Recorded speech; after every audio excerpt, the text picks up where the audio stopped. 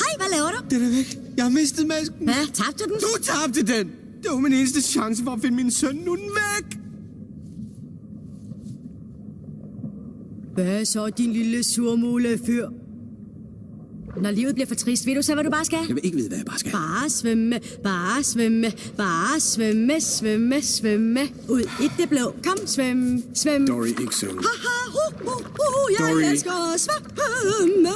Dory. Vil du gerne svømme mig? Gider du godt holde op? Hey, nu har jeg fået den sang på hjernen. Undskyld. Og de nominerede til årets træner 2015 er Rasmus Abildgaard. Rasmus er nomineret for sin store energi og engagement fra sit trænerjob. Han har en god kontakt til børnene og kan samtidig med en masse sjove inputs vise kontrol og stabilitet.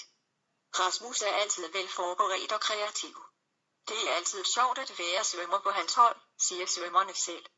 Han tager altid udfordringer med et stort smil og er en god kollega, der er klar til at hjælpe andre. Rasmus Fruergaard. Rasmus er nomineret for sin interesse og sin glæde for svømning, der smitter af på svømmerne. Han er god til at variere sin undervisning og har stor præcision omkring arbejdet i klubben. Hans kollegaer siger, at han altid er vel forberedt og er god til at få givet besked i god tid i vagtbytte.